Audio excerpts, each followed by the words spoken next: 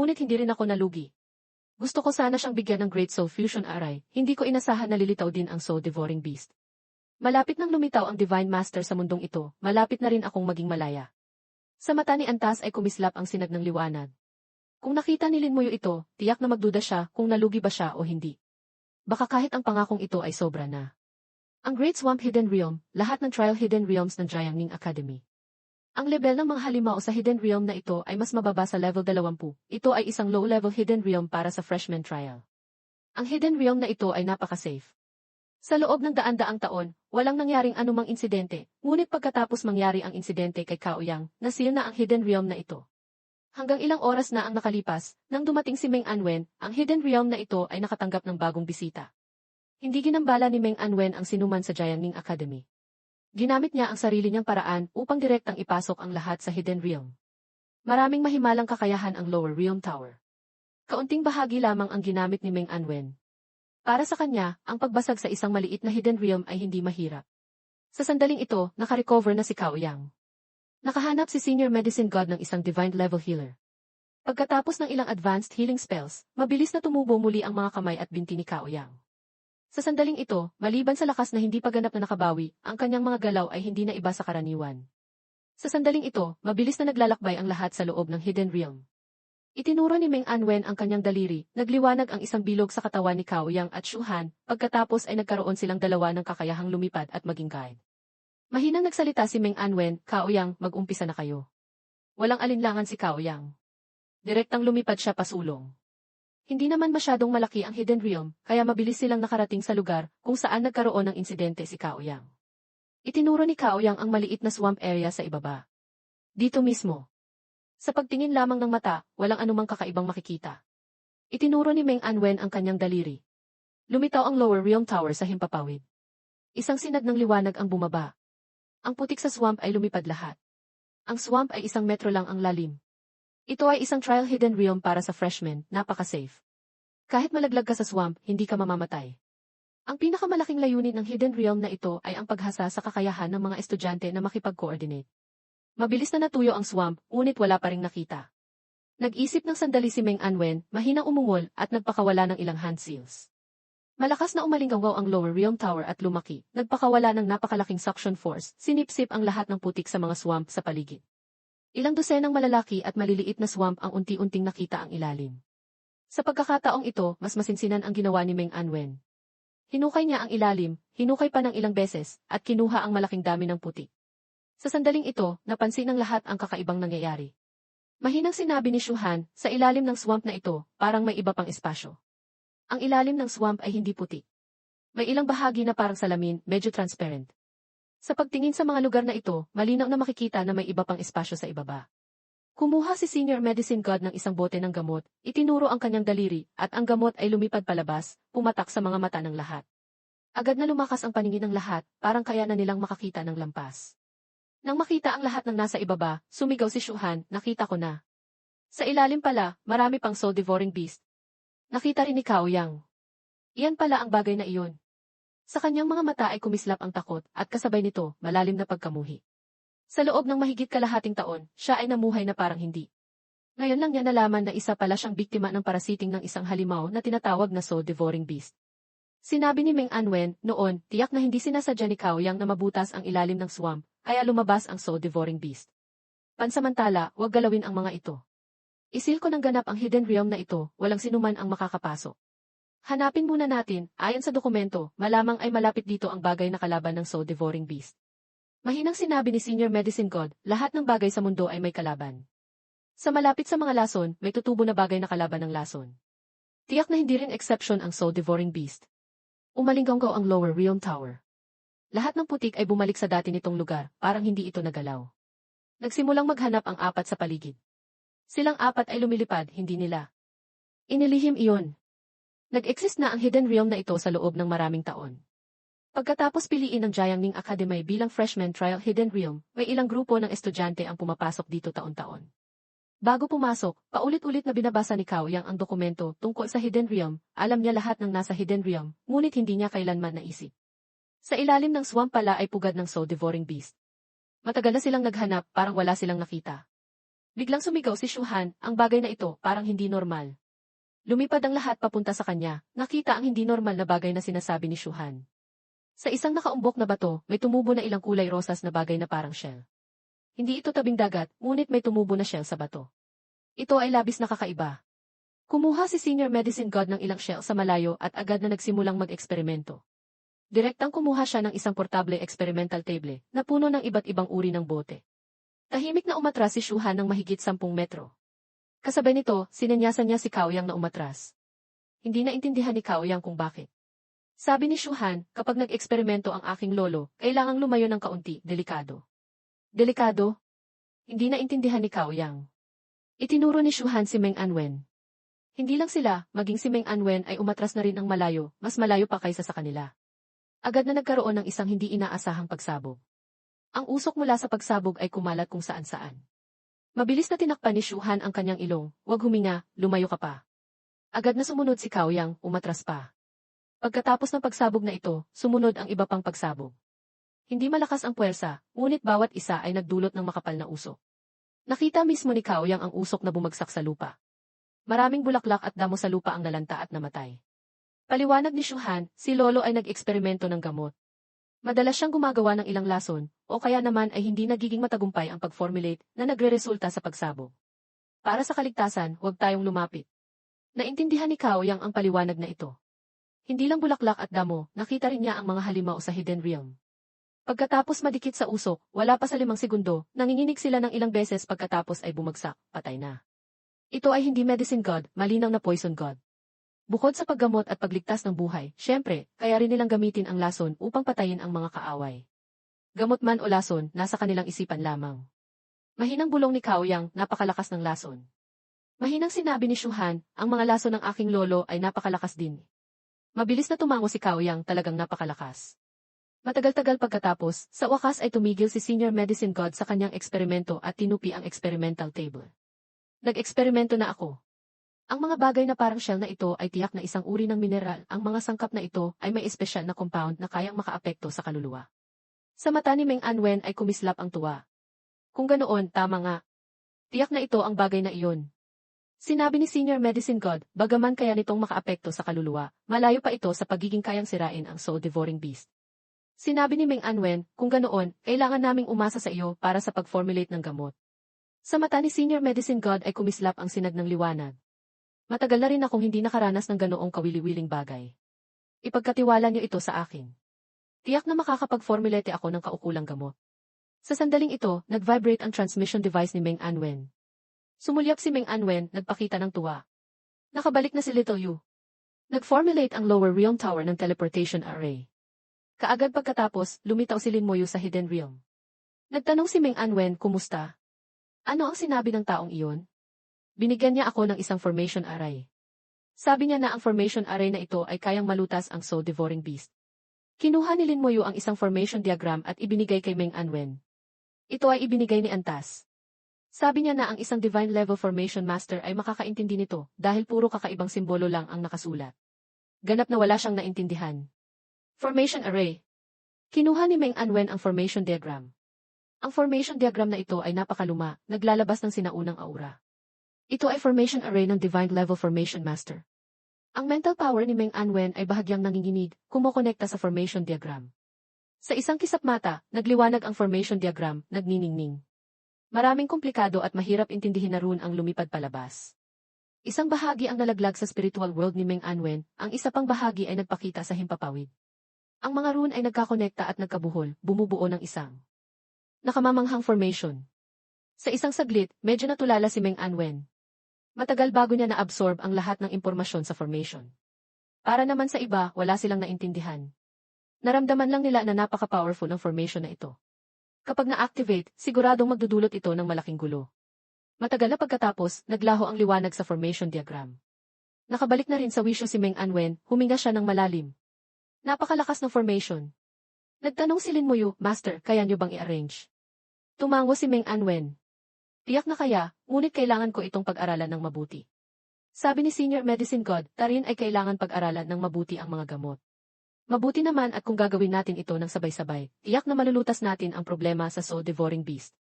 Bahagyang kumislap ang mata ni Meng Anwen, sumulyap siya kay Lin Moyu. Umuwi na tayo. Ginamit niya ang Lower Realm Tower, dinala ang lahat palabas ng Hidden Realm. Madali ang nisil ni Meng Anwen ang Hidden Realm na ito, hindi pinapayagan ang sinuman na makapasok. Sina Senior Medicine God at Shu Han ay bumalik sa kanilang Medicine God's Mansion. Dinala ni Meng Anwen si Lin Moyu at Kaoyang pabalik sa White God Residence. Si Bai Yuan ay natutulog, mahinang nagsalita, "Little Yu, magaling na ang kaibigan mo." Tumango si Lin Moyu, "Magaling na po." "White God!" Biglang sumigaw si Kaoyang.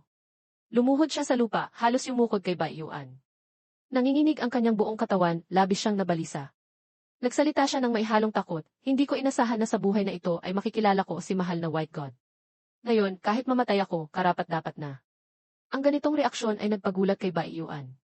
"Little Yu, anong nangyari sa kaibigan mo?" Umiling si Lin Moyu at bumuntong hininga. "Ganoon lang talaga siya, wag mo na siyang pansinin." Sinabi ni Meng Anwen, "Bagong gumaling lang ang sugat ng kaibigan mo, huwag kang masyadong magulo. Old Bai, dalhin mo siya sa Xiajiao Academy at doon muna manatili. Kami ni Little Yu, may pag-uusapan kami." Seryoso ang mukha ni Meng Anwen. Alam ni Bai Yuan na may mahalaga talagang bagay na nangyayari. Tumayo siya, itinaas ang kanyang baba, "Junior, sumunod ka sa akin." Sabi rin ni Lin Moyu, "Sa ngayon, sa Xiajiao Academy ka muna manatili. Ang ibang bagay, aayusin ko na lang mamaya." Sa sandaling ito, nalulunod pa rin si Kaoyang sa kanyang emosyon. Hinila siya ni Bai Yuan habang siya ay tulala. Pagkatapos nilang umalis, tumingin si Lin Moyu kay Meng Anwen. "Master Meng, sigurado po kayo na nakikita niyo na?" Tiningnan ni Meng Anwen si Lin Moyu. "Marami na akong nakikita. Mas mabuti pang ikaw na ang magsalita." Hindi lang si Meng Anwen ang may gustong sabihin, gusto rin ni Lin Moyu na magsalita. Sinabi ni Lin Moyu, "Bukod sa Great Soul Fusion Aray, binigyan din ako ni Antas ng Soul Fusion Potion." Tumango si Meng Anwen at sinabing, "Sige, ipagpatuloy mo." Nagbuhos si Lin Moyu ng tsaa para sa kanya. Sinabi ni Antas, "Ang formation array na ito ay maaaring makatulong sa iyo na magkaroon ng basehan para maging Divine Master." Medyo nanginginig ang kilay ni Meng Anwen, ngunit hindi siya nagsalita. Mukha siyang kalmado, ngunit ang bahagyang nanginginig na daliri ay nagpapahiwatig ng kanyang pagkabalisa. Ikinuwento ni Lin Moyu ang eksaktong sinabi ni Antas. Maingat na pinag-isipan ni Meng Anwen. Pagdating sa detalye, alam ni Lin Moyu na hindi siya kasing husay ni Meng Anwen. Palaging kayang suriin ni Meng Anwen ang maraming detalye mula sa mga maliit na salita. Pagkatapos mag-isip ng sandali, pinilit ni Meng Anwen na pigilin ang kanyang bahagyang pagkabalisa. Uminom siya ng mainit na tsaa bago siya nagsalita. Tama ang sinabi niya. Anumang dami ng divine level ay hindi katumbas ng isang divine master. Dahil sinabi niya na ang Great Soul Fusion Array ay makakatulong sa iyo na magkaroon ng basehan para maging divine master, gagawin ng iyong master ang lahat para tulungan ka. Bukod pa dito, naramdaman ko sa kanyang mga salita, mukhang labis siyang umaasa na maging divine master ka. Ang Great Soul Fusion Array na ito, kahit hindi mo gustuhin, ipipilit niya sa iyo. Mapait na umiti si Lin Moyu. Sa simula pa lang, naramdaman ko na may mali, mukhang hindi pa ako sapat na matalino. Tumawa si Meng Anwen. Matalino ka na, ngunit masyadong komplikado ang formation na ito. Bukod pa doon, limitado ang kaluluwa ng bawat isa. Hindi mo maaaring gamitin ang lahat ng Soul Devouring Beast upang palakasin ang iyong kaluluwa. Masyadong marami ay hindi rin maganda. Kaya't kailangan nating maghanda ng dalawang plano. Kailangan nating ihanda ang Great Soul Fusion Array, kailangan din nating ihanda ang Soul Fusion Potion. Kinuha ni Lin Moyu ang recipe para sa Soul Fusion Potion at ibinigay kay Meng Anwen. Ito po ang recipe para sa Soul Fusion Potion. Makikinig po ako sa Master. Tumango si Meng Anwen. Kung ganoon, gagamitin natin ang Divine Empire bilang sakop. Upang ilatag ang Great Soul Fusion Array na ito. Sa oras na iyon, ikaw ang magiging core ng array upang ma-absorb ang sapat na soul power. Ang iba pa, basta uminom lang ng Soul Fusion Potion, makakalikha rin tayo ng hindi kakaunting henyo para sa Divine Empire. Habang nagsasalita, tiningnan ni Meng Anwen ang recipe para sa Soul Fusion Potion. Bagaman hindi siya apothecary, mayroon siyang ilang kaalaman sa mga katulad na bagay. Ang pangunahing sangkap ng Soul Fusion Potion ay gumagamit ng isang uri ng material na tinatawag na redstone. Ang redstone na ito ay ang kulay rosas na siya na tumubo sa bato sa Hidden Realm. Sinabi ni Lin Moyu, "Master, sa totoo lang, hindi ko naramdaman na may pakinabang ang Divine Empire sa paglikha ng masyadong maraming henyo." Biglang tumingala si Meng Anwen at tiningnan si Lin Moyu, may pagdududa sa kanyang mga mata. "Bakit mo naman nasabi iyan?" Nag-isip ng sandali si Lin Moyu, inayos ang kanyang mga salita. "Pakiramdam ko, para sa isang profesional, mas mahalaga ang tibay, katatagan, at kalidad ng karakter kaysa sa aptitude at talento. Nakakita ko ng mga taong may ordinaryong aptitude, ngunit may mataas na kalidad ng karakter, hindi natatakot mamatay. Nakakita rin ako ng mga taong may magandang pamilya, ngunit takot mamatay at takot masaktan. Bukod pa rito, ang ganitong uri ng tao ay madaling matukso. Kahit na lumaki sila, maaari silang maging puppet ng ibais demons. Upper Realm. Biglang may naisip ang dalawang tao. Nagpakita ang kanilang mga mukha ng takot. Napaka-eksaherado ang kanilang mga ekspresyon, mas eksaherado kaysa noong narinig nila ang tungkol sa soul-devouring beast. Nanginginig ang kamay ni Dong Fangyi. Hindi maaari. Baka talaga siya. Hindi ko inasahan na si General Lin pala ay may karapatan na makipag-usap sa kanya. Hindi rin kalmado si Dong Fangli kaysa kay Dong Fangyi. Baka nga talaga si General Lin ay may karapatan na iyan. Para silang naglalaro ng taguan. Lalo pang naguluhan si Dong Fangjiao. Tatay, Lolo, ano po ang pinag-uusapan ninyo? Umiling si Dong Fangli, hindi pwedeng sabihin. Siya ay napakakatakot na karakter. Hindi naniwala si Dong Fangjiao na totoo iyon. Gaano naman siya katakot? Mahinang umuwal si Dong Fangyi, Jiao manahimik ka. Natakot si Dong Fangjiao. Madalang siyang sinisigawan ni Dong Fangyi. Mahinang tumawa si Dong Fangli, ang karakter na iyon, papatayin ako na parang aso. Siguro, kailangan lang niyang huminga ng isang beses at wala na ako. Sumagot si Dong Fangyi, wag muna nating pag-usapan ikaw o ako. Maging ang pagpatay kina Ming Anwen at Bai Yuan, sa palagay ko ay maliit na bagay lang iyon, hindi siya mahihirapan. Nagpatuloy si Dong Fangyi, si General Lin ay talagang malalim at hindi mahulaan. Wag na tayong masyadong mag-isip. Gawin na lang natin ng maayos ang lahat ayon sa plano. Tama, gawin na lang natin ayon sa napag-usapang plano. Sa pagkakataong ito, para sa ating Divine Empire, marahil ay isang malaking oportunidad. Eternal Battlefield. Napansin ni Lin Moyu na hindi siya malayo mula sa central area. Ginagamit niya ang lahat ng kanyang lakas sa paglipad. Pinakamarami, 4 na oras makakarating siya sa sentro. Ang Lightning Undead Wings ay lumabas, dinala si Lin Moyu na naging isang sinag ng liwanag. Mabilis siyang lumipad. Mabilis na lumayo ang lupa sa kanyang paningin. Hindi nagtagal, nakarating na si Lin Moyu sa central area. Pagkatapos ng kalahating oras, isang malakas na hiyaw ang narinig sa himpapawid. Ang Ancient Phoenix na may matinding apoy ay lumilipad pababa mula sa himpapawid. Ngunit sa pagkakataong ito, hindi inatake ng Ancient Phoenix si Lin Moyu. Sa halip, lumingon ito patungo kay Lin Moyu at patuloy na sumisigaw. Tila gusto nitong makipagkarera kay Lin Moyu kung sino ang mas mabilis lumipad. Umiling si Lin Moyu, sumusuko ako, hindi kita kaya. Naglabas ng malakas na hiyaw ang Ancient Phoenix. Mataas at matining ang tunog, nagpapakita ng kayabangan. Tumawa si Lin Moyu.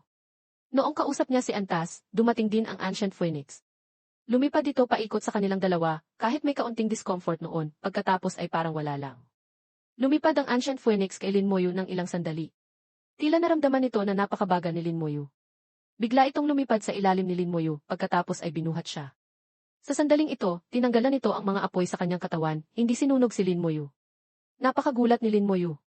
Hindi ko inasahan na papayag kang sumakay ako sa iyong likod. Tumango ang Ancient Phoenix ng 2 beses. Tila gusto nitong sabihin, sino ba namang nagsabi na napakabagal mo? Pagkatapos ay bigla itong bumilis. Sa himpapawid, isang linya ng itim na apoy ang mabilis na lumipas. Ang biyahe na dati ay tataga ng 4 na oras, natapos ng Ancient Phoenix sa loob lamang ng 30 minuto. Tumingala si Antas at tiningnan siya. Bakit nandito ka na naman? Sabi ni Lin Moyu, may nangyaring ilang bagay sa mundo ng lahi ng tao. Gusto kong magtanong sa iyo ng ilang bagay. Hindi tumanggi si Antas. Anong bagay? Sinabi ni Lin Moyu, nakadiskubre ang mundo ng lahi ng tao ng soul-devouring beast. Gusto kong magtanong tungkol dito. Biglang pinuto ni Antas ang sinabi ni Lin Moyu. Ano? Junior, anong klaseng swerte ang natamaan mo? Maging ang soul-devouring beast, nakikita mo? Nagulat si Lin Moyu. Ang makakita ng soul-devouring beast, itinuturing na swerte. At anong klaseng giswerte ng aso, iyon? Naging balisa ang tono ni Antas. Maging ang mga pakpak nito na karaniwan ay hindi gumagalaw ay malakas na nanginginig na nagdudulot ng malakas na hangin. Habang nagsasalita, pinagalitan nito si Lin Moyu, sinasabing napakaswerte niya. Hindi alam ni Lin Moyu kung iiyak ba siya o tatawa. Anong nangyayari sa nilalang na ito? Antas, kumalma ka, pwede ba? Malakas na sumigaw si Lin Moyu. Ngunit napakahina ng kanyang boses. Naghintay siya hanggang sa matapos ang pagiging balisa ni Antas, bago ito tumigil. Bumuntong hininga si Antas. Junior, bakit ganoon kaganda ang swerte mo? Ang pagiging hidden professionist na hindi pa nakikita ng dakilang nilalang na ito, sige na. Ang talento mo ay napakalakas, nakakuha ka ng 2 primitive rune, may 2 pang mid-grade divine essences, mid-grade divine positions. Ngayon, nakakita ka pa ng soul-devouring beast na lumitaw sa mundo. Wala nang masabi si Lin Moyu. Ang nilalang na ito ay nagsasalita at nag-imagine ng mag-isa. Nagsalita na ito ng kalahating araw, ngunit hindi pa rin napupunta sa punto. Galit na sinabi ni Lin Muyu, pwede bang maging malinaw ka naman? Sa wakas, bahagyang kumalma si Antas. Sa totoo lang, ang Soul Devouring Beast ay isang malaking oportunidad. Ngunit nakadepende ito kung kaya mo itong hawakan ng mahigpit. Kung hindi mo kaya, malaking kalamidad ito. Sinabi ni Lin Muyu, libu-libong taon na ang nakalipas, dumaan ang ating lahi ng tao sa Soul Devouring Beast calamity. Sigurado akong alam mo ng mabuti ang tungkol sa kalamidad na iyon. Sa pagkakataong ito, tiyak na hindi natin hahayaang maulit ang kalamidad. Pinag-aralan na namin ng aking master, kaya't pumunta ako para tanungin ka. Alam mo ba ang paraan para harapin ang Soul Devouring Beast? Patuloy na tumawa si Antas. Siyempre, alam ng dakilang nilalang na ito ang paraan, pero naisip ni Lin Muyu na gusto na naman itong magpanggap na misteryoso. Hindi niya naiwasang kumunot ang noo. Gayunpaman, umiling si Antas.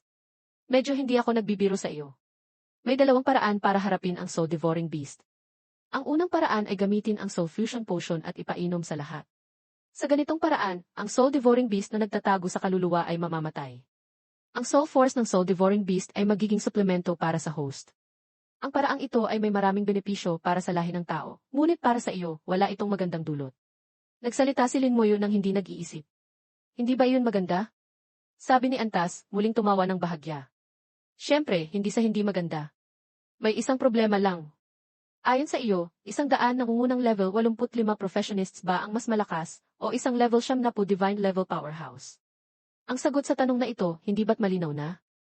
Siyempre, mas malakas ang isang divine level powerhouse. 100 nangungunang professionists na nagtipon-tipon.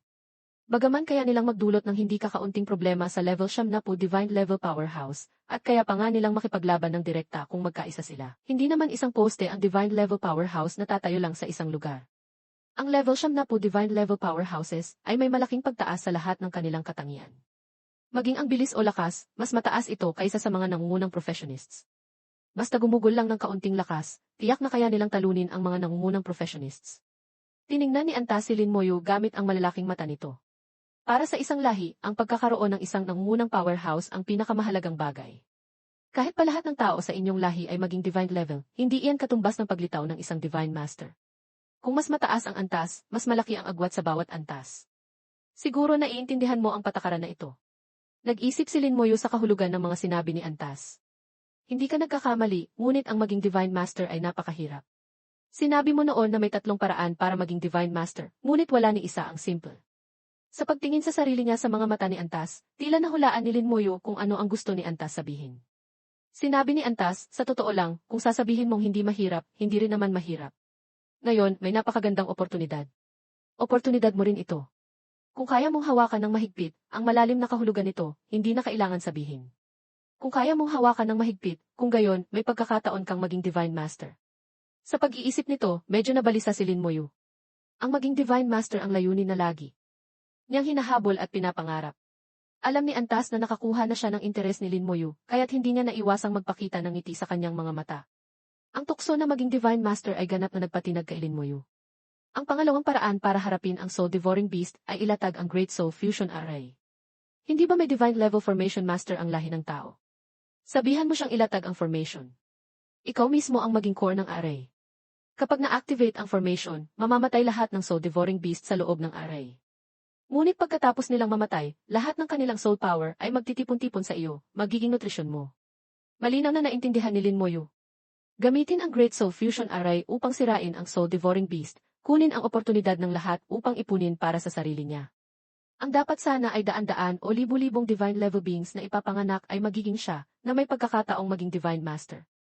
Ngunit sa ganitong paraan, magiging unfair ito sa maraming tao, dahil inagaw niya ang kanilang pagkakataon na maging divine level. Ngunit para sa buong lahi ng tao, ito ay kapakipakinabang at walang masama. Sinabi ni Antas, ang primitive rune attributes mo ay may limitasyon sa pagpapalakas, tama? Maliban sa pisikal na katawan, ang limitasyon na ito ay tinutukoy rin ng kaluluwa. Kung gusto mong maging divine master, maging pisikal na katawan o kaluluwa, kailangan mong umabot sa angkop na antas ng lakas. Ang problemang ito, dapat sana ay pagkatapos ng iyong third job change mo pa malalaman, ngunit ngayon, magbibigay ang dakilang nilalang na ito ng pabor, sasabihin ko sa iyo ng maaga. Nagpakita si Antas ng kaunting tuwa. At kung bakit siya natuwa ng ganoon, baka siya lang ang nakakaalam. Gayunpaman, ang mga sinabi nito ay naalala ni Lin Muyu. Hindi na kailangan pa mag-isip ng marami. Sa isipan ni Lin Muyu, mayroon na siyang sagot. Sabihin mo sa akin kung paano ilatag ang Great Soul Fusion Array. Bahagyang kinabahan si Antas. Sumulyap siya kay Lin Moyu. Kung sasabihin ko sa iyo, may pakinabang ba iyon? Hindi ka naman Divine Level Formation Master. Ang direktang kahulugan ng sinabi nito ay ano ba ang alam mo? Walang silbi kung sabihin ko sa iyo. Nakita ni Antas na nahulog na sa bitag si Lin Moyu. Sa wakas, nagpakita na ito ng totoong mukha. Bukod pa dito, ang ganoong kamahal na bagay, hindi mo ba nararamdaman na dapat kang magbayad ng kaunti? 3 bahagi ng transaksyon. Basta pumayag kang kumpletuhin ang susunod na 3 bahagi ng transaksyon para sa dakilang nilalang na ito, sasabihin ko sa iyo kung paano ilatag ang Great Soul Fusion Array. At idaragdag ko pa sa iyo ang paraan para mag-formulate ng Soul Fusion Potion. Hindi ba napakabait ng dakilang nilalang na ito? Ito ang tukso na maging super divine being. Sa mata ni Antas ay nagpakita ang isang masamang ngiti. Hindi siya natatakot na hindi mahuhulog si Lin Moyu sa bitag. Bahagyang nag-isip si Lin Moyu. Sa tingin mo, tama ka naman. Wala rin namang silbi kung sabihin mo sa akin. Bukod pa dyan, medyo mahal ang bagay na ito. Hindi ko kayang bilhin. Natigilan si Antas. Anong ibig mong sabihin? Sabi ni Lin Moyu, base sa sinabi mo, hindi ko kayang bilhin. Kaya't kailangan kong sumuko. Nakita ko na ang Soul Fusion Potion sa mga ancient books ng lahi ng tao. Kaya ko itong gawin mag-isa, kaya hindi ko na kailangan ang iyong tulong. Salamat sa pagsasabi mo ng sagot sa akin. Nagkunwari si Lin Moyu na aalis na. Agad na tinawag ni Antas si Lin Moyu. Sandali, teka muna. Hindi makatwiran ang pag-usad ng bagay na ito. Hindi ito tugma sa aking prediksyon. Mahinang sinabi ni Antas, ayaw mo na bang maging Divine Master? Tumango si Lin Moyu, gusto ko, masyado lang mataas ang presyo mo. Hindi ko kayang bayaran. 3 bahagi ng transaksyon. Mula pa lang sa biyahe patungo sa Burial Canyon ay malinaw na. Ang transaksyon ni Antas ay tiyak na hindi simple. Kung ibang tao iyon, kahit paipusta nila ang kanilang buhay, baka hindi pa rin nila ito matapos. Bukod pa riyan, may narinig si Lin Moyu na kakaiba sa sinabi nito. Sa totoo lang, gusto ni Lin Moyu ang Great Soul Fusion Array. Gusto niya hindi lang ang Great Soul Fusion Array, kundi pati na rin ang Soul Fusion Potion. Wala namang Soul Fusion Potion ang lahi ng tao. Sa ancient books, mayroong isang uri lamang ng gamot na kayang patayin ang soul-devouring beast, ngunit wala pa ring paraan ng pag-formulate noon hanggang ngayon. Kaya't niloloko ni Lin Moyu si Antas. Gaya ng inaasahan, nagkunwari siyang aalis na. Agad na tinawag siya ni Antas. Sa mga mata ni Antas, makikita ang kawalan ng pagiging kalmado, ngunit napakakaunti nito. Kung hindi mo iyon titingnan ng mabuti, hindi mo iyon makikita. Seryosong sinabi ni Antas, 3 bahagi ng transaksyon, hindi iyan dapat mahirap para sa iyo. Umiling si Lin Moyu, masyadong mahirap. Kung hindi ko iyan gagawin ng maayos, baka mawalan pa ako ng buhay. Kung hindi ako mabubuhay, paano pa ako mangangarap na maging Divine Master? Nag-isip ng sandali si Antas. Kung ganoon, 2 bahagi ng transaksyon, pwede na ba? Umiling pa rin si Lin Moyu, hindi pwede. Masyadong mahirap ang iyong mga transaksyon. Muntik na akong mamatay sa Burial Canyon noong nakaraan. Nagpumilit pa rin si Antas. Pag-isipan mo ulit. 2 bahagi ng transaksyon na ang aking huling presyo.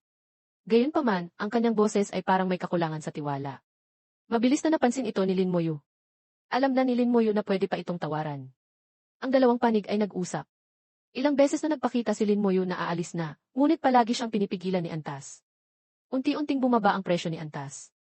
Nang magkaroon na sila ng huling kasunduan, patuloy na huminga ng malakas mula sa malaking ilong ni Antas. Kinuha ni Lin Moyu ang paraan ng pag-formulate ng Soul Fusion Potion at ang paraan ng pag-aayos ng Great Soul Fusion Array. Naramdaman niyang nasiyahan siya at umalis na. Parang napagtanto ni Antas na niloko siya. Malinaw na gusto ni Lin Moyu ang 2 bagay na ito. Noon, wala namang paraan ng pag-formulate ng Soul Fusion Potion ang lahi ng tao. Nakuha ni Lin Moyu ito ng libre sa iba. Saan ako nagkamali? Saan ako nalito? Paulit-ulit na bumubulong si Antas, nag-iisip ng malalim. Nagbigay si Antas ng 3 presyo para sa transaksyong ito, ngunit lahat ay tinanggihan ni Lin Moyu. Pagkatapos, patuloy na bumaba ang presyo. Nagkaroon ng isang mabait at magiliw na tawaran. Sa huli, ang huling presyo ay napagkasunduan kasama ang down payment para sa susunod na transaksyon. Ibinigay ni Antas ang Great Soul Fusion Array at Soul Fusion Potion bago niya natanggap ang down payment para sa susunod na transaksyon mula kay Lin Moyu. Nangako si Lin Moyu kay Antas na pagkatapos ng kanyang third job change, pupunta siya sa Dragon King's Palace Dungsyon upang tulungan siyang kunin ang Dragon Orbi sa loob ng Dragon King's Palace. Sa totoo lang, nagsasalita lang si Lin Moyu. Nagbigay lang siya ng isang pangako at nakuha na niya ang gusto niya ng madali, nang walang nawala. Hanggang sa umalis si Lin Moyu, napagtanto ni Antas na parang wala siyang nakuha. Nang maunawaan niya, bumulong siya, ang lalaking ito ay talagang matalino.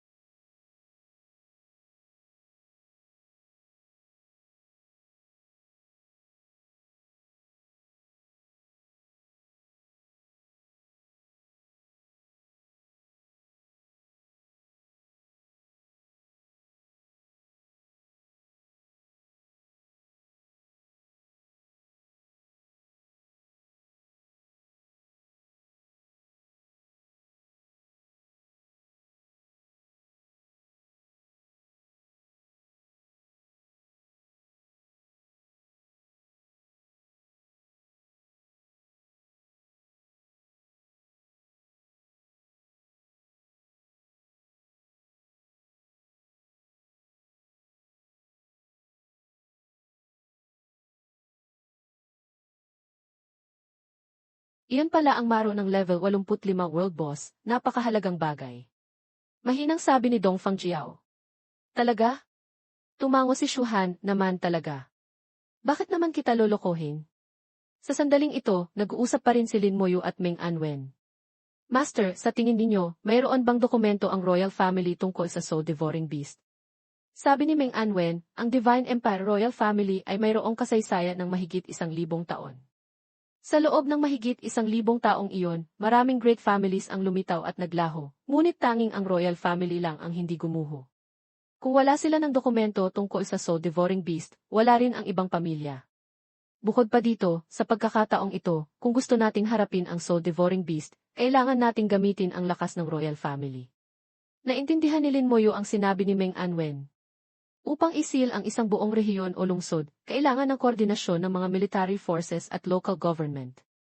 Ang mga administrative forces na iyon ay kontrolado ng royal family. Kung walang utos mula sa royal family, kahit isil pa ang isang probinsya o lungsod, tiyak na magreresulta lamang ito sa malaking kaguluhan. Mahinang sinabi ni Lin Moyu, lahat ng bagay sa mundo ay may kalaban. Tiyak na may paraan para malutas ito. Kung walang dokumento ang royal family, maaari ko siyang tanungin. Siya. Nagulat si Meng Anwen. Yung tinutukoy mo, yung nasa central area. Tumango si Lin Moyu. Ang tagal na niyang nabuhay, baka may alam siya tungkol sa sitwasyon ng Soul Devouring Beast. Tumango si Meng Anwen, bagaman hindi pa ako nakakausap sa kanya, alam ko ng kaunti ang tungkol sa mga alamat tungkol sa kanya. Narinig ko na wala raw siyang hindi alam. Bahagyang umiti si Lin Moyu, hindi iyon lahat. Narinig ang mga yapak. Sabay na lumapit sina Dong Fangyi at Dong Fangli. Si Dong Fangli ang namamahala sa secret archive ng royal family, kaya't halos lahat ng dokumento sa archive ay nakita na niya. Direktang nagtanong si Meng Anwen, ano? Kumuha si Dong Fangli ng isang napakalumang libro. Nandito ang lahat ng dokumentong may kinalaman sa Soul Devouring Beast. Napakaluma ng mga dokumento tungkol sa Soul Devouring Beast at napakagulo pa.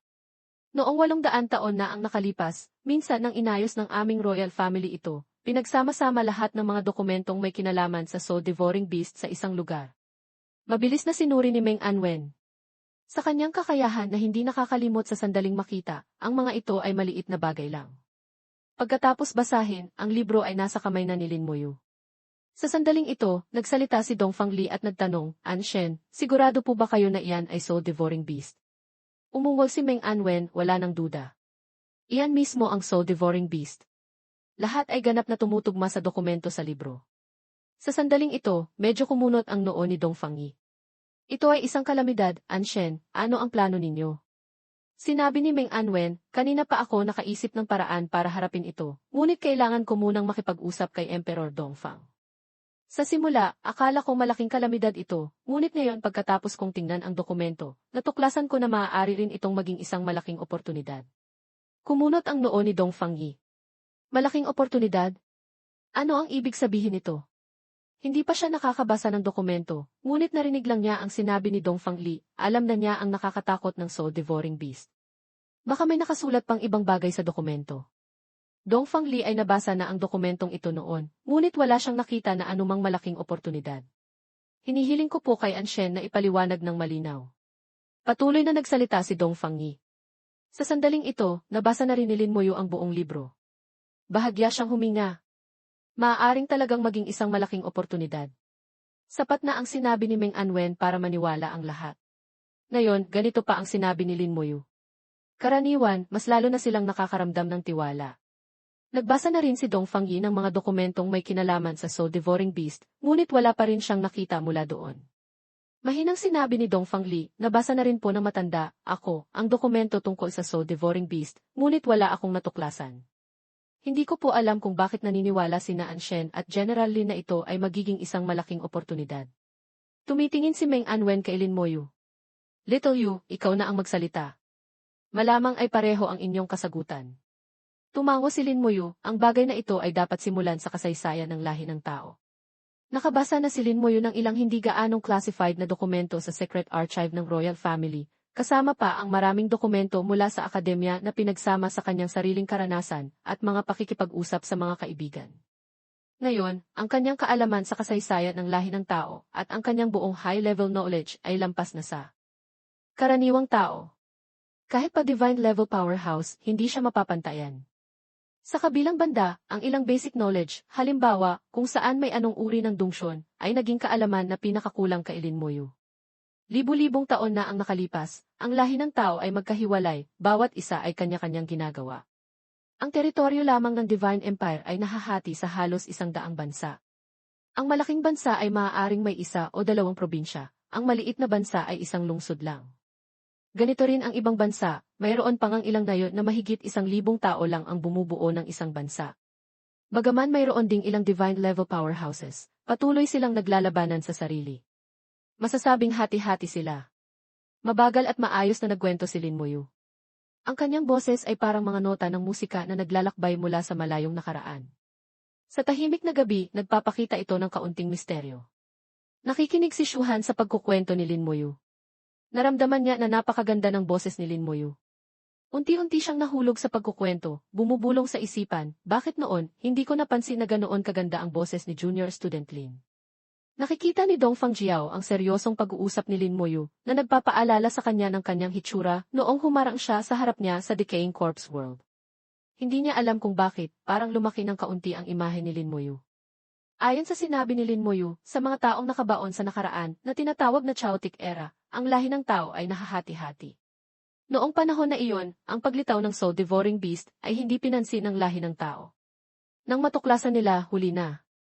Ang soul-devouring beast ay nagmature, nagkaroon ng napakalaking lakas na kayang kalabanin ang divine level powerhouses. Ang mapanganib na labanan ay tumagal ng ilang taon.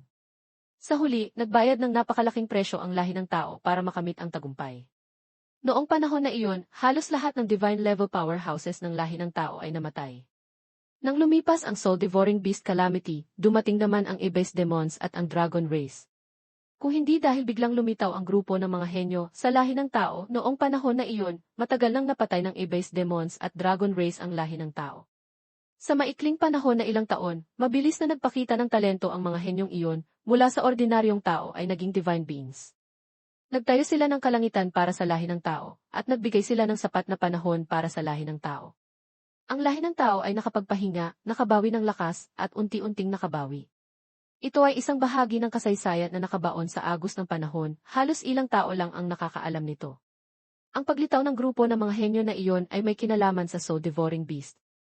Ang soul-devouring beast ay nagtatago sa kaluluwa at lalamunin ang kaluluwa, lalamunin ang lahat ng lakas ng dugo at laman.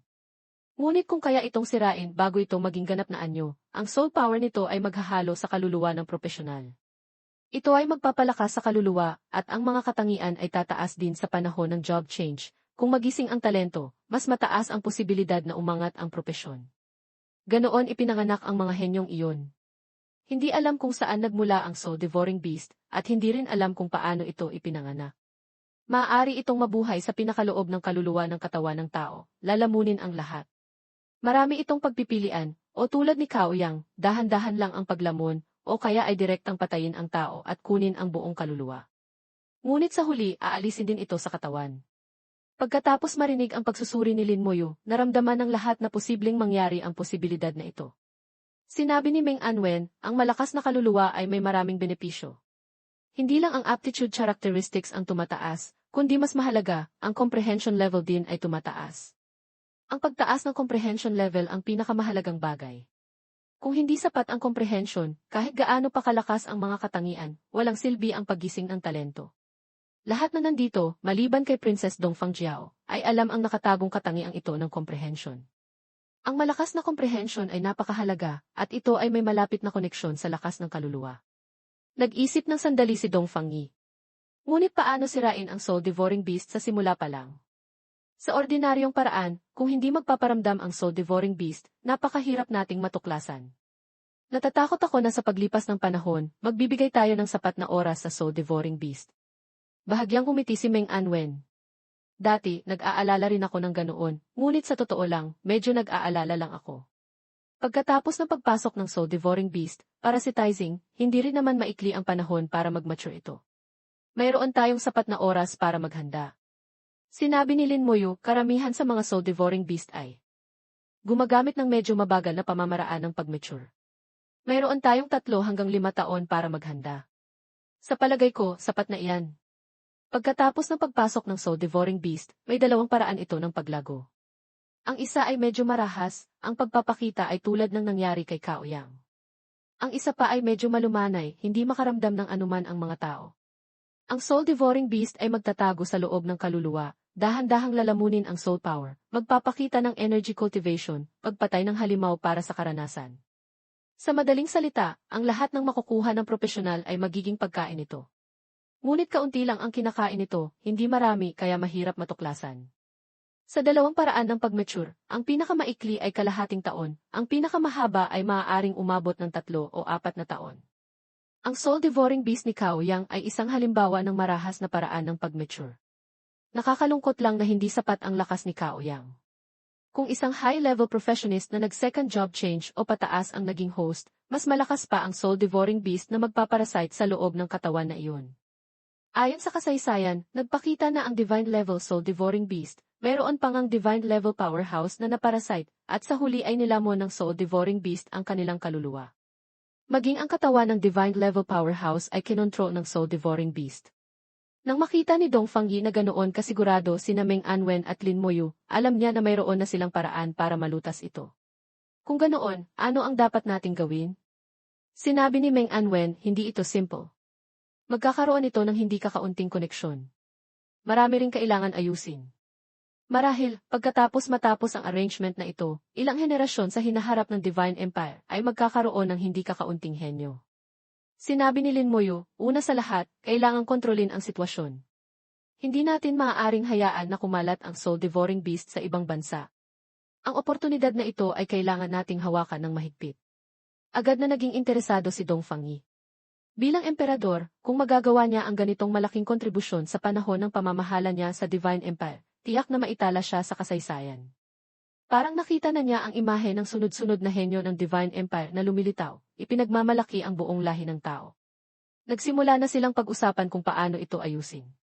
Una, ganap na hindi maaaring ibunyag ang impormasyon tungkol sa soul-devouring beast. Si Cao Yang ay hindi ang unang tao at hindi rin siya ang huli. Tiyak na may iba pa na nagkaroon ng sitwasyon na hindi gaanong kaiba kay Cao Yang. Hindi kailangang taga-Jiangning Academy lamang, maaaring mga taong nakasalamuha ni Cao Yang, o mga taong nakatira malapit kay Cao Yang sa Xihe City.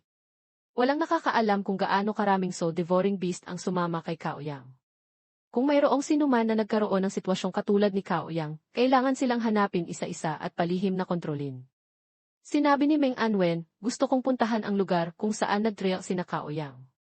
Batay sa mga pahiwatig, ang mga bagay na kailangan para harapin ang soul-devouring beast, malamang ay nandoon. Sinabi ni Lin Moyu, pupunta ako sa Eternal Battlefield. Hahanapin ko siya at makikipag-usap. Kinuha ni Meng Anwen ang Lower Realm Tower. Tutulungan kitang makapunta doon. Sa himpapawid, hindi mabilang na mga rune ang siksik na nagka-cruise, bumubuo ng isang teleportation array. Ngayon, hindi na kailangan pa ng ligtas na lugar. Ang teleportation array ay handa na sa isang kisapmata. Winagayway ang kamay, inilabas ang formation. Para kay Meng Anwen, maliit na bagay lang ito, ngunit sa mata ng iba, labis itong nakakagulat. Ang lakas ni Meng Anwen ay nakakatakot. Siya lang ang tanging tao sa buong lahi ng tao na umabot sa divine level at pinagkaisa ang alchemy at formation. Lumipad si Lin Moyu papasok sa teleportation array, pupunta sa Eternal Battlefield. Sinabi ni Meng Anwen, Emperor Dongfang, ayon sa pinag-usapan natin, ang mga bagay sa labas ay ipinagkakatiwala namin sa inyo. Nagkaisa ng kamay si Dong Fangyi. Anshen, huwag po kayong mag-alala, ipinagkakatiwala niyo po ito sa amin, siguradong maaayos namin. Pagkatapos noon, umalis din si Meng Anwen. Gusto niyang tingnan ang lugar kung saan nagkaroon ng insidente si Cao Yang, maghanap ng mga naiwan na bakas. Sa sandaling ito, nagsisimula na ang umaga sa silangan. Tumagos sa kalangitan ang sinag ng liwanag. Sina Dong Fangyi at Dong Fangli ay parehong nakaramdam ng kasiyahan. Naramdaman ni Dong Fangyi na malapit na siyang sumikat sa kasaysayan at maitala sa mga annals. Baka makapasok pa siya sa unang ilang ranggo ng mga emperador ng Divine Empire sa alternatibong kasaysayan. Medyo naguguluhan si Princess Dong Fangjiao. Tatay, sinabi po ni Lin Moyu na pupunta siya sa Eternal Battlefield para makipag-usap sa siya. Sino po iyon? Nakarating na rin si Dong Fangjiao sa Eternal Battlefield, ngunit hindi talaga niya maisip kung sino ang pwedeng kausapin doon. Ang tanong ni Dong Fangjiao ay nagpatigagal din kina Dong Fangyi at Dong Fangli. Nga, sa Eternal Battlefield, sino ang pwedeng kausapin? Si Lin Moyu ay level 53 pa lang, tanging sa Upper Realm lang siya makakapunta. Ngunit hindi rin ako nalugi. Gusto ko sana siyang bigyan ng Great Soul Fusion Aray, hindi ko inasahan na lilitaw din ang Soul Devouring Beast. Malapit nang lumitaw ang Divine Master sa mundong ito, malapit na rin akong maging malaya. Sa mata ni Antas ay kumislap ang sinag ng liwanag. Kung nakita ni Lin Moyu ito, tiyak na magdududa siya kung nalugi ba siya o hindi. Baka kahit ang pangakong ito ay sobra na. Ang Great Swamp Hidden Realm, lahat ng Trial Hidden Realms ng Jiangning Academy. Ang level ng mga halimaw sa Hidden Realm na ito ay mas mababa sa level 20. Ito ay isang low-level Hidden Realm para sa Freshman Trial. Ang Hidden Realm na ito ay napaka-safe. Sa loob ng daan-daang taon, walang nangyaring anumang insidente, ngunit pagkatapos mangyari ang insidente kay Cao Yang, nasil na ang Hidden Realm na ito. Hanggang ilang oras na ang nakalipas, nang dumating si Meng Anwen, ang Hidden Realm na ito ay nakatanggap ng bagong bisita. Hindi ginambala ni Meng Anwen ang sinuman sa Jiangning Academy. Ginamit niya ang sarili niyang paraan upang direktang ipasok ang lahat sa Hidden Realm. Maraming mahimalang kakayahan ang Lower Realm Tower. Kaunting bahagi lamang ang ginamit ni Meng Anwen. Para sa kanya, ang pagbasag sa isang maliit na Hidden Realm ay hindi mahirap. Sa sandaling ito, nakarecover na si Cao Yang. Nakahanap si Senior Medicine God ng isang Divine Level Healer. Pagkatapos ng ilang advanced healing spells, mabilis na tumubo muli ang mga kamay at binti ni Cao Yang. Sa sandaling ito, maliban sa lakas na hindi pa ganap na nakabawi, ang kanyang mga galaw ay hindi na iba sa karaniwan. Sa sandaling ito, mabilis na naglalakbay ang lahat sa loob ng Hidden Realm. Itinuro ni Meng Anwen ang kanyang daliri, nagliwanag ang isang bilog sa katawan ni Cao Yang at Shu Han, pagkatapos ay nagkaroon silang dalawa ng kakayahang lumipad at maging guide. Mahinang nagsalita si Meng Anwen, Cao Yang, mag-umpisa na kayo. Walang alinlangan si Cao Yang. Direktang lumipad siya pasulong. Hindi naman masyadong malaki ang Hidden Realm, kaya mabilis silang nakarating sa lugar kung saan nagkaroon ng insidente si Cao Yang. Itinuro ni Cao Yang ang maliit na swamp area sa ibaba. Dito mismo. Sa pagtingin lamang ng mata, walang anumang kakaibang makikita. Itinuro ni Meng Anwen ang kanyang daliri. Lumitaw ang Lower Realm Tower sa himpapawid. Isang sinag ng liwanag ang bumaba. Ang putik sa swamp ay lumipad lahat. Ang swamp ay 1 metro lang ang lalim. Ito ay isang trial hidden realm para sa freshmen, napaka-safe. Kahit malaglag ka sa swamp, hindi ka mamamatay. Ang pinakamalaking layunin ng hidden realm na ito ay ang paghasa sa kakayahan ng mga estudyante na makipag-coordinate.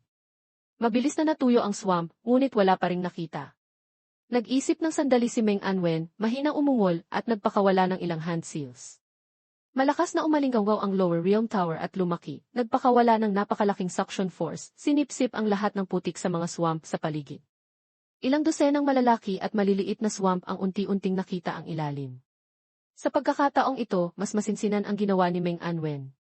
Hinukay niya ang ilalim, hinukay pa ng ilang beses, at kinuha ang malaking dami ng putik. Sa sandaling ito, napansin ng lahat ang kakaibang nangyayari. Mahinang sinabi ni Shu Han, sa ilalim ng swamp na ito, parang may iba pang espasyo. Ang ilalim ng swamp ay hindi putik. May ilang bahagi na parang salamin, medyo transparent. Sa pagtingin sa mga lugar na ito, malinaw na makikita na may iba pang espasyo sa ibaba.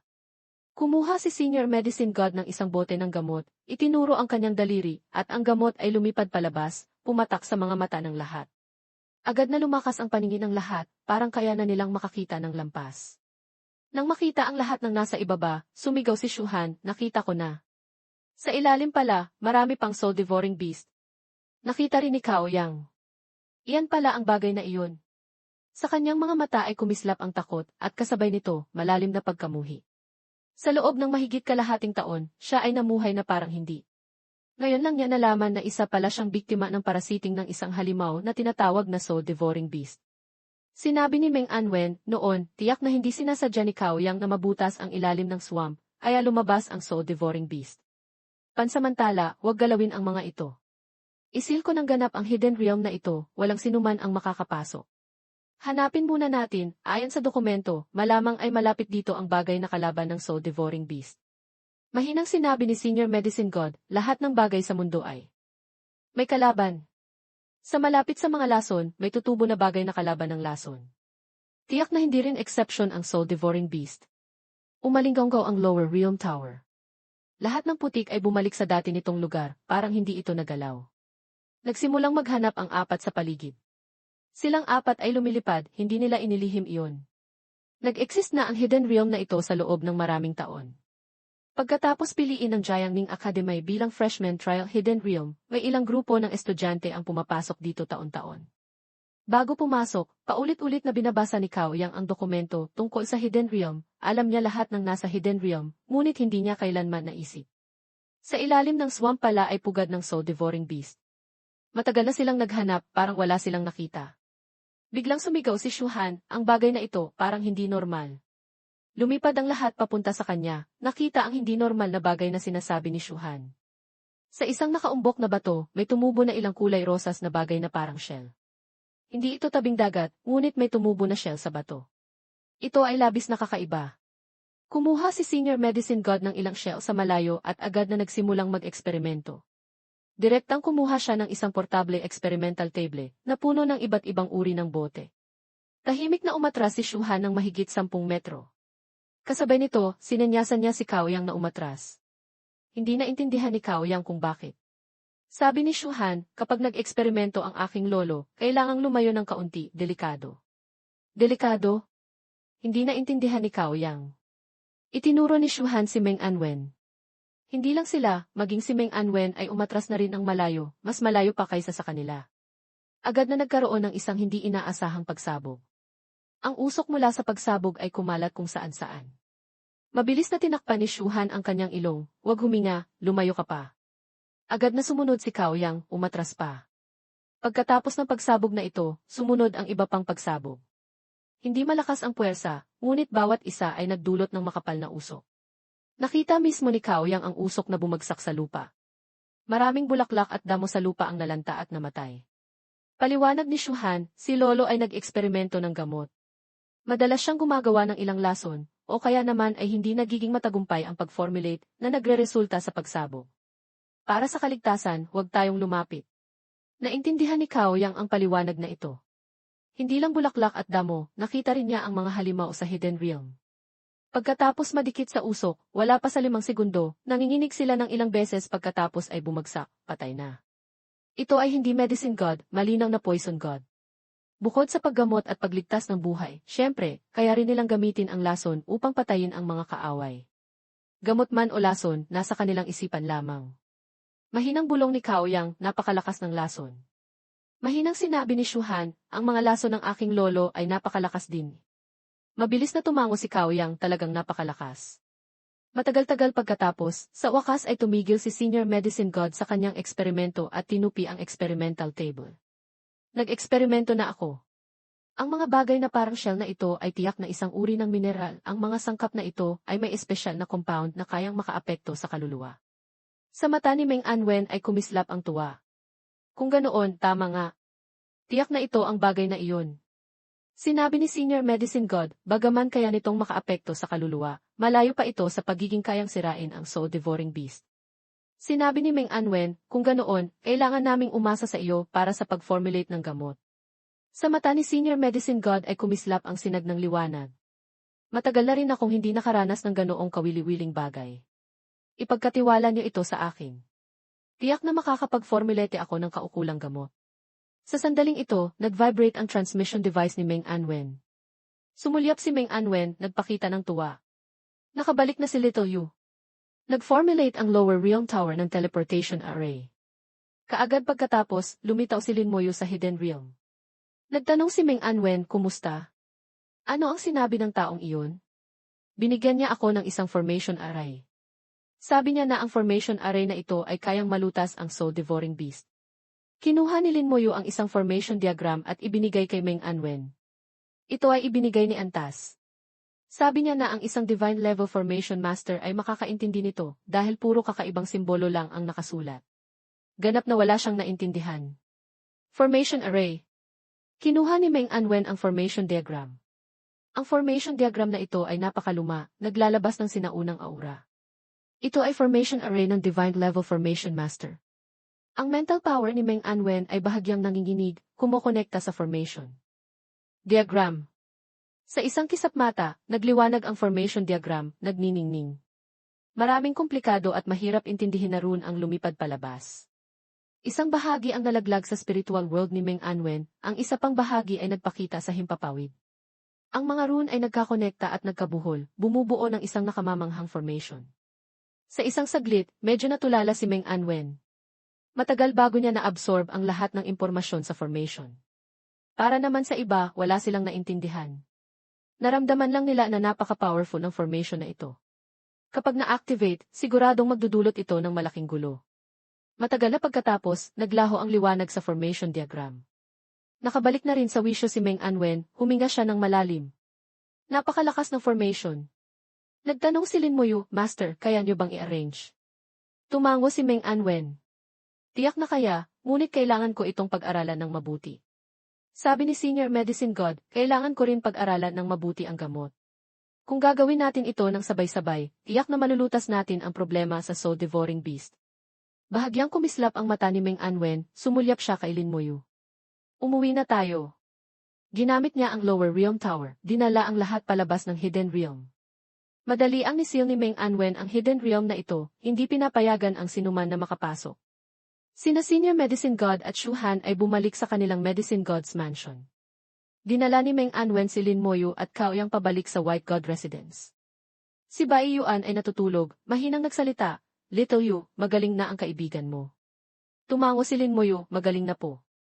White God. Biglang sumigaw si Cao Yang. Lumuhod siya sa lupa, halos yumukod kay Bai Yuan.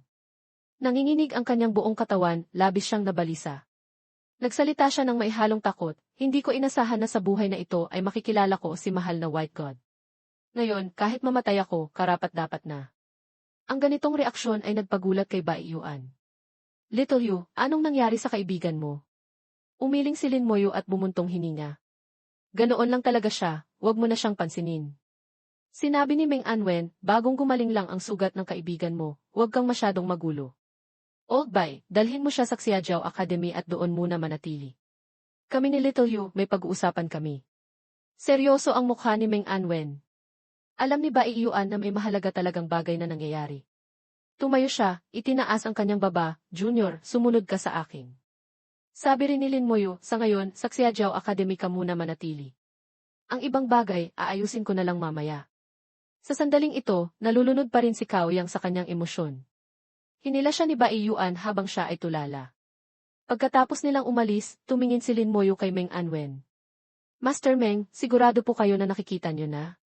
Tiningnan ni Meng Anwen si Lin Muyu. Marami na akong nakikita. Mas mabuti pang ikaw na ang magsalita. Hindi lang si Meng Anwen ang may gustong sabihin, gusto rin ni Lin Muyu na magsalita. Sinabi ni Lin Muyu, bukod sa Great Soul Fusion Aray, binigyan din ako ni Antas ng Soul Fusion Potion. Tumango si Meng Anwen at sinabing, sige, ipagpatuloy mo. Nagbuhos si Lin Muyu ng tsaa para sa kanya.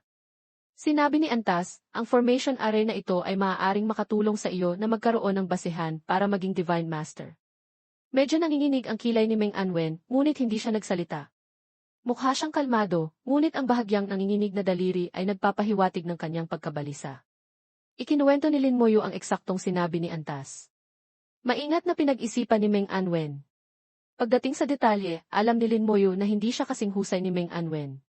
Palaging kayang suriin ni Meng Anwen ang maraming detalye mula sa mga maliit na salita. Pagkatapos mag-isip ng sandali, pinilit ni Meng Anwen na pigilin ang kanyang bahagyang pagkabalisa. Uminom siya ng mainit na tsaa bago siya nagsalita. Tama ang sinabi niya. Anumang dami ng divine level ay hindi katumbas ng isang divine master. Dahil sinabi niya na ang Great Soul Fusion Array ay makakatulong sa iyo na magkaroon ng basihan para maging divine master, gagawin ng iyong master ang lahat para tulungan ka. Bukod pa dito, naramdaman ko sa kanyang mga salita, mukhang labis siyang umaasa na maging Divine Master ka. Ang Great Soul Fusion Array na ito, kahit hindi mo gustuhin, ipipilit niya sa iyo. Mapait na umiti si Lin Muyu. Sa simula pa lang, naramdaman ko na may mali, mukhang hindi pa ako sapat na matalino. Tumawa si Meng Anwen. Matalino ka na, ngunit masyadong komplikado ang formation na ito. Bukod pa doon, limitado ang kaluluwa ng bawat isa. Hindi mo maaaring gamitin ang lahat ng soul-devouring beast upang palakasin ang iyong kaluluwa. Masyadong marami ay hindi rin maganda. Kaya't kailangan nating maghanda ng dalawang plano. Kailangan nating ihanda ang Great Soul Fusion Array. Kailangan din nating ihanda ang Soul Fusion Potion. Kinuha ni Lin Moyu ang recipe para sa Soul Fusion Potion at ibinigay kay Meng Anwen. Ito po ang recipe para sa Soul Fusion Potion. Makikinig po ako sa master. Tumango si Meng Anwen. Kung ganoon, gagamitin natin ang Divine Empire bilang sakop upang ilatag ang Great Soul Fusion Array na ito. Sa oras na iyon, ikaw ang magiging core ng array upang ma-absorb ang sapat na soul power. Ang iba pa, basta uminom lang ng Soul Fusion Potion, makakalikha rin tayo ng hindi kakaunting henyo para sa Divine Empire. Habang nagsasalita, tiningnan ni Meng Anwen ang recipe para sa Soul Fusion Potion. Bagaman hindi siya apothecary, mayroon siyang ilang kaalaman sa mga katulad na bagay. Ang pangunahing sangkap ng Soul Fusion Potion ay gumagamit ng isang uri ng material na tinatawag na redstone. Ang redstone na ito ay ang kulay rosas na shell na tumubo sa bato sa Hidden Realm. Sinabi ni Lin Moyu, Master, sa totoo lang, hindi ko naramdaman na may pakinabang ang Divine Empire sa paglikha ng masyadong maraming henyo. Biglang tumingala si Meng Anwen at tiningnan si Lin Moyu, may pagdududa sa kanyang mga mata. Bakit mo naman nasabi iyan? Nag-isip ng sandali si Lin Moyu, inayos ang kanyang mga salita. Pakiramdam ko, para sa isang profesional, mas mahalaga ang tibay, katatagan, at kalidad ng karakter kaysa sa aptitude at talento. Nakakita ko ng mga taong may ordinaryong aptitude, ngunit may mataas na kalidad ng karakter, hindi natatakot mamatay. Nakakita rin ako ng mga taong may magandang pamilya, ngunit takot mamatay at takot masaktan. Bukod pa rito, ang ganitong uri ng tao ay madaling matukso. Kahit na lumaki sila, maaari silang maging puppet ng iba'y demons.